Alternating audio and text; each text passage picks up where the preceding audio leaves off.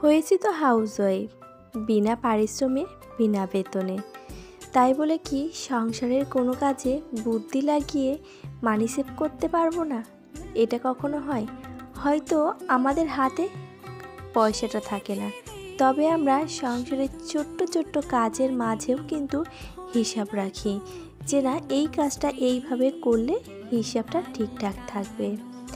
তো যাই হোক, দিনের শুরু থেকে শেষ কেমন কাটে আর কেমন যায় সেটা নিয়েই আজকে ছোট্ট একটা ব্লগ। আশা করছি তোমাদের সকলের ভালো লাগবে। রাধে রাধে বন্ধুরা, কেমন আছো তোমরা সবাই? আশা করছি তোমরা সকলে খুব ভালো আছো, আমিও ভালো আছি। তো এই সিম্পল হাউসওয়াইফ জয়শ্রীর নতুন আর একটি ব্লগে তোমাদের সকলকে স্বাগত জানাই। আর এই যে সকালবেলা ঘুম থেকে উঠে আগে উঠানটাকে ঝাড় দিয়ে তারপরে বাসি ঘর দৌড় ঝাড় দিয়ে নিলাম।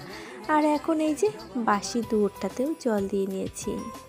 আর তারপরে যে গতকালকে যে জামা কাপড়গুলো বেলা করে ধুয়ে দেওয়া হয়েছিল, বিশেষ করে সোয়েটার তোমার দাদা ভাই আর বাবুদের, তো দেখতেই পাচ্ছ মোটা মোটা জিনিস, এইগুলোকে তো একদিনে কভার করা সম্ভব না।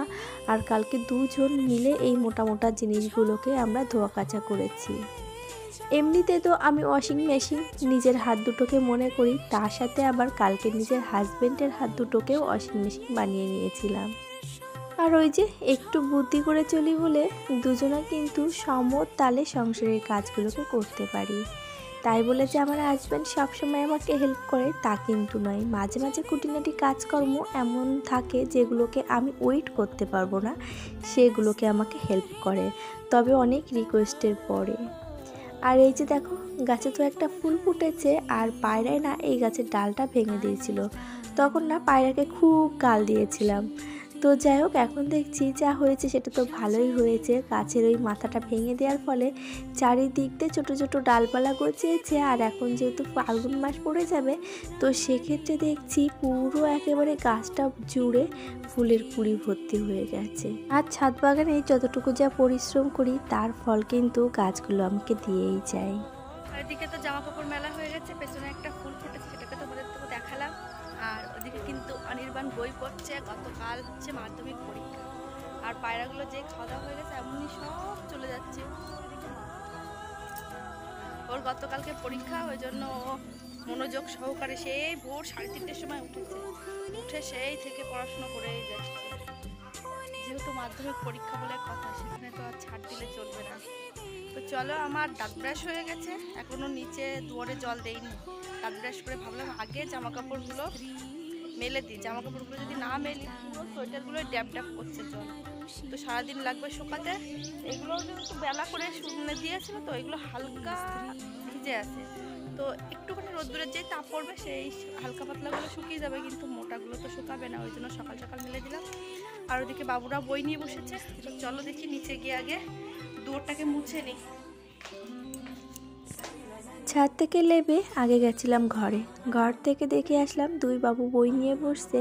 তবে কি জানো, ওদের একটা রিকোয়েস্ট, মা তুমি আমরা বই পড়তে থাকলে ভিডিও করবে না, তাহলে আমাদের যেন মনটা ওই ফোনের দিকে থাকে, ফোনের মধ্যে কোথায় কি দেখবো, ফোনের মধ্যে কি দেখি, সেই ইন্টেনশনটা মাথায় এসে যায়। তো তুমি প্লিজ এইটুকু আমাদের রিকোয়েস্ট রাখো। তো ওদের রিকোয়েস্টে আমি আর তোমাদেরকে ওদের সামনে নিয়ে গেলাম না, ওরা বাচ্চা মানুষ আমাকে রিকোয়েস্ট করেছে, তো আমি মা হয়ে সেখানে যদি ওদের রিকোয়েস্টটা না মানি তাহলে ওরা আমার থেকে কী শিখবে। তো যাই হোক, ওদেরকে শেখানোর জন্য ওদের সঙ্গে আর কোনো রকম কোনো টপিক নিয়ে আলোচনা করলাম না, ওদের রিকোয়েস্টে রেখেই ওদেরকে দেখালাম না। তো যাই হোক, তারপরে নিজে 1 কাপ চা খেয়েছি, তার সঙ্গে সঙ্গে আবার ওদেরকেও একটু কেয়ার করলাম, করে তারপরে এখন নিজের কাজ নিয়ে নিজে বসে গেছি শাশুড়ি মার ঘরেতে। যেহেতু 1 কাপ চা খেয়েছি, আমি ফুল এনার্জি সহকারে একটা দিন চালাতে পারবো। আর এখন এই যে নিয়ে বসেছি সমিতির খাতা বই, গত কয়েকদিন ধরে একটা মিটিং লেখা ছিল, তো সেই মিটিংটা লিখতে লিখতে আর সে হচ্ছিল না সময়। তবে এখন দেখছি বাবুদের পাশে আমার যখন বসতে বারণ করছে, তো আমি ভাবলাম এরই ফাঁকে অন্তত আমার এই কাজটা এগিয়ে নেওয়া যাক। কী হয়েছে বলো তো, এই যে বেশ কিছুদিন ধরে ফেলে রাখা কাজটা না যখন মানে করতে মন চায় তবে সময় পাই না, তখন একটা বিরক্তবোধ কাজ করে যে আমি কাজটা করতে পারছি না। আর আমার কাজ যেন এমনই হাতের মাথায় থাকলে, সেই ইন্টেনশন যদি মাথায় থাকে তাহলে অন্য কাজগুলো যেন একদম করতেও ভালো লাগে না। আর এই যে মিটিংটা লিখছি, তাহলে চলো এর সাথে বলে রাখি আমার আজকের ভিডিওটি তোমাদের কেমন লাগলো একটা লাইক কমেন্ট করে জানাতে ভুলে যেও না। আর নতুন যদি কোনো বন্ধু আজকে আমার ভিডিওটি এই পর্যন্ত দেখে থাকো, ভালো লাগলে চ্যানেলটিকে সাবস্ক্রাইব করে পাশে থাকতে পারো। আর ওদিকে আমার সমিতির খাতার লেখাপড়া কমপ্লিট করে এদিকে বাবুদের বইগুলোকেও গুছিয়ে নিচ্ছি। ওরা দেখো আধা মানে বই গুছিয়েছে, আবার আধা রেখে দিয়েছে যে না মা এসে আবার ওটাকে হাত দেবে। আর এদিকে তোমাদের দাদাভাই দেখছি বিছনাটা এক সাইডে কোনো রকম ঘুটি করে রেখে দিয়েছে। মাঝে মাঝে দেখবে আমার ঘরের বিছনা দলা করা থাকে, মানে ভাঁজ করা থাকে এক জায়গায়, তবে সেটা সেটিং করে নেয় কোনো রকম, তো সেটা করে তোমাদের দাদাভাই। তো ও অন্তত আমার এইটুকু কাজ এগিয়ে রাখে। তবে আমি বলি সব সময় যে বাবুদেরকে বাসি বিছনায় বই পড়াবে, তাহলে ওরা সেই মানে পড়ায় মনোযোগী হবে। তো সে কারণে বলতে পারো সকালবেলা বিছনাটা তোলা হয়নি। আর এখন বাজে কিন্তু প্রায় 10টা। তো আমি এখন এই যে বিছনাটাকে তুলে নিয়ে ভাবলাম যে কলিন দিয়ে কাজগুলোকে আগে মুছে নিই, নয়তো বাবুরাও যে এদিক থেকে আসে হাত দিয়ে না এই কাজগুলো ধরে টানাটানি করে, তো কাজগুলো একেবারে ঘোলাটে হয়ে যায়। আর ঘরের মধ্যে শোপিস বলতে তো এই শোকেসটা, আর এতেই আমি অনেকটা যত্ন সহকারে সমস্ত জিনিস গুছিয়ে রাখি। তো নিজের কাছে কিন্তু নিজের শখ আহ্লাদের জিনিস বলতে পারো আমার এই শোকেস। তো বাবার দেয়া পুরনো স্মৃতি, এটাকেও কিন্তু আমি যত্ন করে রেখে দিয়েছি। বাবাকে তো যত্ন করে রাখতে পারলাম না, সে তো আমাদেরকে ছেড়ে চলে গেছে অনেক দূরে।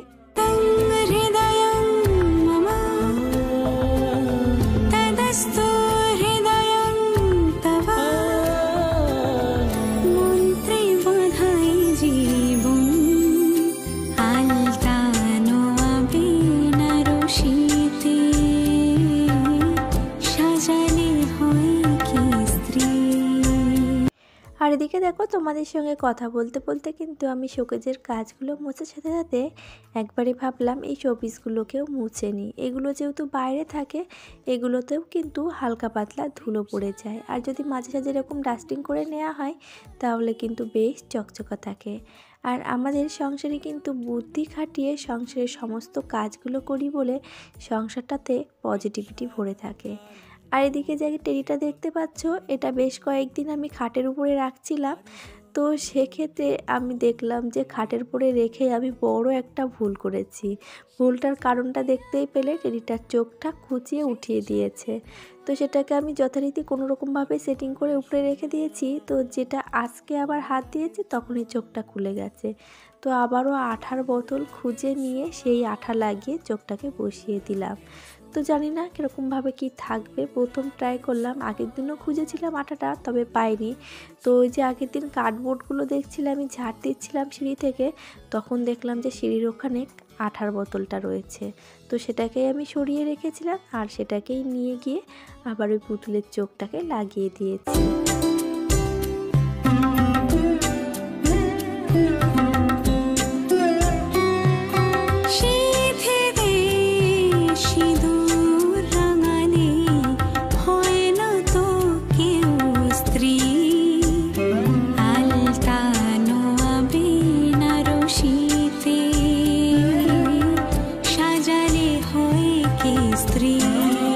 আর তারপরে চলে এলাম এই যে ঠাকুর ঘরে। আর ঠাকুর ঘরে এসেই আগে ঠাকুর ঘরটাকে সুন্দর করে মুছে নিচ্ছি।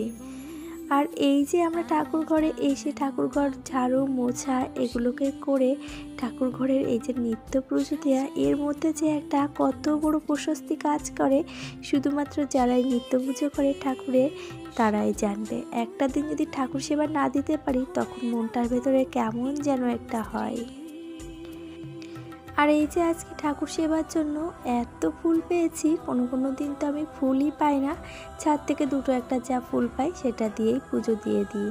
তো দেখো আজ আমার কাকা শ্বশুরের কাছের থেকে আমি এই যে পঞ্চজবা ওইগুলো কুড়িয়ে পেয়েছি, আর আমার কাছের থেকে একটা জবা, আর এই যে ইয়েলো কালারের যে গাঁদা ফুলগুলো দেখছো মাঠে না একটা ক্ষেত ছেড়ে দিয়েছে আমাদের এখানে। তো সেখানে প্রচুর ফুল আছে, মানে এখন ফুলের দাম কমে গেছে, ওই জন্য তার আর ক্ষেতের প্রতি কোনো যত্ন নেই। তো বাবুরা সেখান থেকে গিয়ে পলিথিনে ভরে ফুল নিয়ে এসেছে, আর সেই ফুলটাকেই আমি যত্ন সহকারে এখন পুরো ঠাকুর ঘরে যে তুলসী মঞ্চ সবটাতেই সাজিয়ে নেব। আর আজ যেহেতু রবিবার, ওই জন্য সূর্যদেবের পুজো আছে। তো সেখানে কিন্তু এই যে 1 গ্লাস জল নিয়েছি, তার সাথে একটা জবা ফুল নিয়েছি। এখানে কিন্তু আমি ওম সূর্য দেবতায় নমঃ বলে 3 বার তুলসী গাছে সূর্যের দিকে তাকিয়ে উদ্দেশ্য করে আমি জলটাকে ঢেলে নেব। আর সবসময় একটা জিনিস মাথায় রাখবে যে জলটা যেন পূর্ণ হয়। আর এদিকে ফুলগুলো গুছিয়ে রেখে তারপরে আমি গেছিলাম তুলসী তলায় জলটা দিতে, যেহেতু বেলা 12টার পরে আর তুলসী গাছে সূর্য দেবতার নামে জল দেওয়া যায় না। আর এখন বাজে তোমার 11টা 10। তো যাই হোক, আমার ওদিকে তুলসী মঞ্চে জল দিয়ে আসা হয়ে গেছে। আর এত যখন ফুল পেয়েছি তার জন্য সুই সুতো নিয়ে বসে গেছি, যে ভাবছি কয়টা ঠাকুরের গলায় মালা গেঁথে দেব। এত ফুল তো আর সিংহাসনে সাজিয়ে দিয়েও বেশি থেকে যাবে। দেখলে তো আমি যখন ঘর মুছছিলাম পলিথিনে 1 গাদা ফুল ছিল। তো দেখো সবটা ফুল নিয়ে বসেছি, আর কত লম্বা একটা মালা গেঁথেছি। একটা না, 2টো মানুষ সমান মালা গেঁথেছি বললে চলে। দেখো ওই মাথা থেকে শুরু করে এদিকে কিন্তু আছে, আর আরও সবটা গেঁথে তারপরে ভাবছি কেটে কেটে যতটা ঠাকুরের গলায় লাগবে ততটাই আমি দেব। তো যাই হোক, একবারে গেঁথে নিয়ে তারপরে গিয়ে যতটুকু মানে যেরকম মাপ অনুযায়ী সেইভাবে কেটে নেব। আর তারপরে এই যে পুরো সিংহাসনটাকে সাজিয়ে নিয়েছি। আর জানো তো, অন্যান্য দিন মানে 45 মিনিট হলে আমার ঠাকুর ঘরে সমস্ত কাজ, পুজো দেওয়া, ঠাকুরের কাছে কামনা বাসনা যা থেকে সবটা হয়ে যায়। তবে ওই যে আজ কিন্তু আমার 1.5 ঘন্টা লেগে গেছে ঠাকুর ঘরে। শুধুমাত্র আমার ইচ্ছা আর মনের জোর ছিল যে আমি এই কাজটা করব আর আজকেই করে সারবো। তার জন্য কিন্তু আমি সুন্দর করে এইভাবে আমার ছোট্ট ঠাকুরের সংসারটাকে গুছিয়ে তুলেছি। আর তোমাদের কেমন লাগলো আমার এই সুন্দর করে ঠাকুরের আসনটাকে গোছানো, তোমরা অবশ্যই কমেন্টে জানিও। কিন্তু তোমাদের একটা কমেন্ট আমাকে অনেকটাই মোটিভেট করে নতুন একটা ভিডিও দেওয়ার জন্য। আর এই যে দেখো সমস্ত ঠাকুর ঘর সাজিয়ে ঠাকুরকে ভোগ নিবেদন করা হয়ে গেছে। তারপরে দেখো ঠাকুর ঘরে লুকটা জাস্ট ওয়াও, মানে দেখলে আর মনে হচ্ছে না চোখটা সরিয়ে অন্যদিকে নিয়ে যায়। তবে অন্যদিকে নিয়ে যেতেই হবে, ভগবান সেবা তো হলো। এবার আমার ঘরে আরও 3টে ভগবান আছে, তাদেরকেও তো আমাকে সেবা দিতে হবে। তার জন্য তাড়াহুড়ো করে চলে আসলাম ঠাকুর ঘর থেকে প্রসাদটা উঠিয়ে, যে আগে ভাতটা বসিয়ে দিই। আর আজ যেন তো তেমন রান্নারও কোনো ঝামেলা নেই, ওই জন্য বলতে পারো ঠাকুর ঘরে এক প্রকার মনোযোগ দিয়ে সেই পুজোটা করছিলাম। তো যাই হোক, ঈশ্বর যেটা করে সেটা কিন্তু ভালোর জন্যই করে, আর যেটা করে না সেটা কিন্তু ভালোর জন্য করে। তার জন্য আমাদের এটা সবসময় মাথায় রাখতে হবে, তিনি যেটা আমাদের জন্য ভেবে রেখে দিয়েছেন সেটাই আমাদের কাছে অনেকখানি। এদিকে তো ভাতটা বসিয়ে দিয়েছি চালটা ধুয়ে, আর অন্যদিন উনুনে যাই রান্না করতে, তবে আজকে ভাতে ভাতে রান্না করব ভেবেছি, ওই জন্য আর উনুনে যাইনি, গ্যাসেই বসিয়ে দিচ্ছি। আর দেখো একটা আলু, টমেটো আর কয়েকটা সিম নিয়েছি, এটাই সিদ্ধ দেব। কেননা গতকালকে যে তরকারি সেটা অনেকটাই বেঁচে আছে। রাত্রিবেলা তো বার্থডে বাড়ি থেকে খাওয়া দাওয়া হয়েছিল, তারপরে আর এক বাড়িতে মানে কাকা শ্বশুর বাড়িতে নিমন্ত্রণ ছিল তার মার মৃত্যুবার্ষিকী উপলক্ষে। তো সেটা আমার একদমই খেয়াল ছিল না, বলা ভুল, খেয়াল ছিল আমার যখন রান্না হয়ে গেছিলো শেষ মুহূর্তে এসে বলেছিল। তো এই যে তরকারি কালকে শুক্তো, আর এইদিকে আছে সোয়াবিন আলুর তরকারি। তো সোয়াবিনগুলো বাবুরা সব খেয়ে নিয়েছে, শুধু আলুই পড়ে আছে। তো ওটা দিয়ে আজকের দিনটা চালিয়ে দেবো ভাবছি কি আর ডিম ভাজা করে দিলেই বাবুদের হয়ে যাবে। তো এইদিকে ছিল কয়েক তেজপাতা, গতকাল রোদ্দুরে দিয়েছিলাম। আর চাল ধোয়া জলটা নিয়ে চলে আসলাম ছাদের উপরে। কেননা এই তেজপাতাগুলোকে যদি উঠিয়ে রোদ্দুরে না দেওয়া হয় তাহলে কিন্তু কুয়াশায় নষ্ট হয়ে যায়। এমনিতেই আমি তেজপাতা খুব একটা শুকিয়ে ব্যবহার করি না, যখন দরকার হয় তখন কিন্তু গাছ থেকে কাঁচা তেজপাতা নিয়েই ডাইরেক্ট একেবারে রান্না করে ফেলি। আর এই যে সবশেষে রান্না বান্না হয়ে গেছে। তো আবারও কিন্তু কিছু ফুলের মালা গাচ্ছিলাম বসে বসে। তো তোমার দাদাভাই স্নান করেছে, বললো এবার ভাতে এগুলো মাখিয়ে দাও, আমাদের ভাতটা বেড়ে। তো আমি সেটাই করলাম, বাবুদের দুজনের জন্য 2টো ডিম ভেজে দিয়েছি, আর এইদিকে ভাতে এগুলো মাখিয়ে নিচ্ছি। তাহলে চলো আজকের মতো এত দূরই। সকলে খুব ভালো থাকবে, পরিবারের সকলকে নিয়ে সুস্থ থাকবে, সাবধানে থাকবে, আবারও দেখা হবে।